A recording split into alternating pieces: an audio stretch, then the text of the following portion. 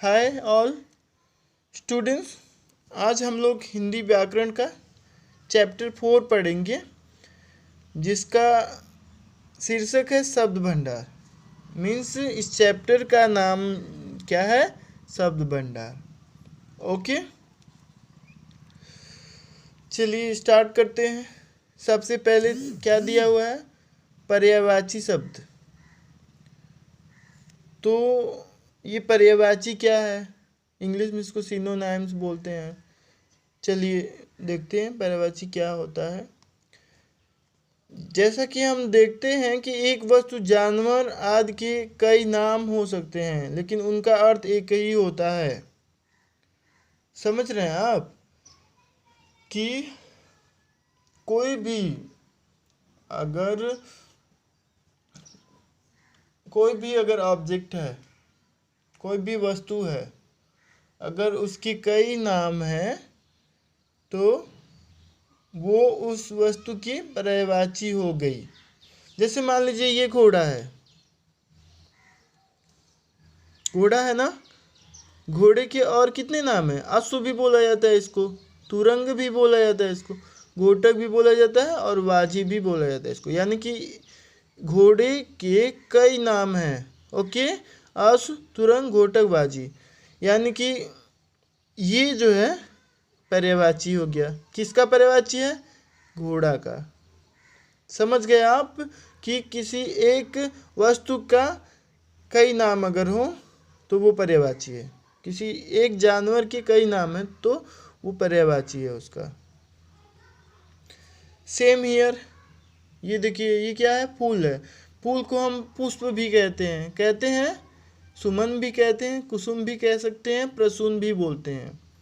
तो देखिए ये फूल के कितने नाम हो गए? 1 2 3 4, 4 नाम हुए ना। तो ये सब क्या है? फूल के पर्यायवाची हैं। यानी कि पर्यायवाची शब्द किसको बोला जाता है? अगर कोई शब्द है, उसके कई सारे और भी नाम हैं, उसको हम पर्यायवाची शब्द बोलते हैं। अगर आपको डिफिनेशन लिखना होगा पर्यायवाची शब्द का तो ये होगा। ओके, कैसे लिखेंगे? कि समान अर्थ प्रकट करने वाले शब्द पर्यायवाची कहलाते हैं। यही लिखना है, समान अर्थ प्रकट करने वाले शब्द पर्यायवाची कहलाते हैं। ओके, यहाँ देखिए बहुत सारे वर्ड दिए गए हैं, सबकी जो है पर्यायवाची दिए गए हैं। ये काफ़ी इम्पोर्टेंट है स्टूडेंट्स, ये आपको लर्न करना होगा, पूरा सारा लर्न कर लीजिएगा। प्रभु, देखिए प्रभु के कितने नाम हैं? ईश्वर, परमेश्वर, जगदीश, भगवान, सब बोला जाता है ना। तो ये सारा आपको लर्न करना है। ओके स्टूडेंट्स, अब आते हैं नेक्स्ट टॉपिक पे, विलोम शब्द। विलोम शब्द किसको बोलते हैं? देखिए कुछ शब्द ऐसे होते हैं जो एक दूसरे के ठीक उल्टा अर्थ प्रकट करते हैं, उन्हें विलोम शब्द कहते हैं। यहाँ देखिए, एक शब्द के पर्यायवाची में एक शब्द के कई नाम थे, उसको पर्यायवाची बोला जाता था। यहाँ पे एक शब्द का जो विपरीत शब्द होगा, मतलब उसका जो उल्टा शब्द होगा, उसको हम विलोम शब्द या विपरीतार्थक शब्द कहते हैं। जैसे पतला, पतला का उल्टा क्या होगा? मोटा ना। पतला का विलोम शब्द क्या हुआ? मोटा। यानी कि इसका देखिए ठीक उल्टा ये हो गया, ये पतला या मोटा। यहाँ देखिए सूर्योदय, सूर्यास्त, यानी कि सूर्य उग रहे हैं यहाँ पे, यहाँ सूर्य डूब रहे हैं। विलोम शब्द का मतलब क्या हुआ? कि जो चीज़ हो रही है उसका ठीक उल्टा अगर कुछ हो रहा है तो वो विलोम शब्द है। ये विलोम शब्द है किसका? इसका। या इसका विलोम शब्द ये है, इसका विलोम शब्द ये है, और इसका विलोम शब्द ये है। ओके, एक शब्द की ठीक विपरीत अर्थ प्रकट करने वाले शब्द विलोम शब्द कहलाते हैं। ठीक है, अगर इसका हमें पर्यायवाची, इसका जो डिफिनेशन लिखना है वो ये लिखेंगे, जो शब्द एक दूसरे का ठीक उल्टा अर्थ प्रकट करते हैं।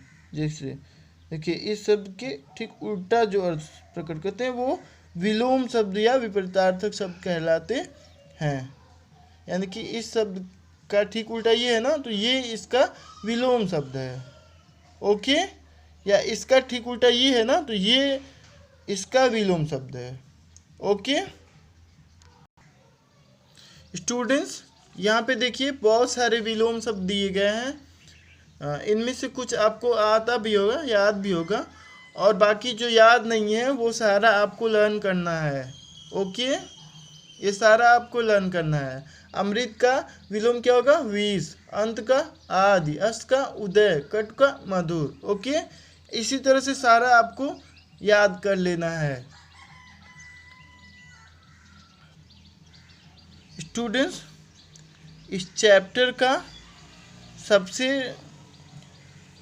अंतिम पार्ट जो है वो है शब्द समूह के लिए एक शब्द। ये टॉपिक जो है हम पढ़ेंगे।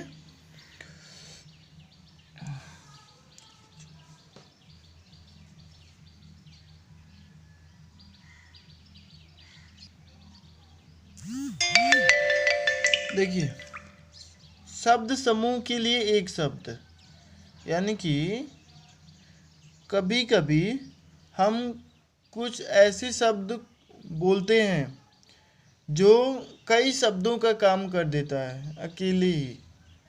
तो ये हो गया अनेक शब्द के लिए एक शब्द। ओके, जैसे देखिए, अगर कोई पहरा देता है कहीं तो उसको हम ऐसे बोल सकते हैं ना, पहरा देने वाला बोल सकते हैं ना। और हम ऐसे भी बोल सकते हैं उसको प्रहरी। उसको क्या बोला जा सकता है? उसको प्रहरी भी बोल सकते हैं ना।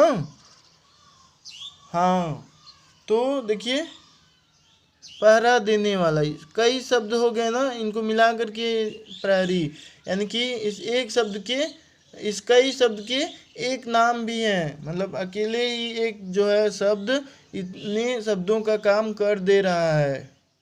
ओके।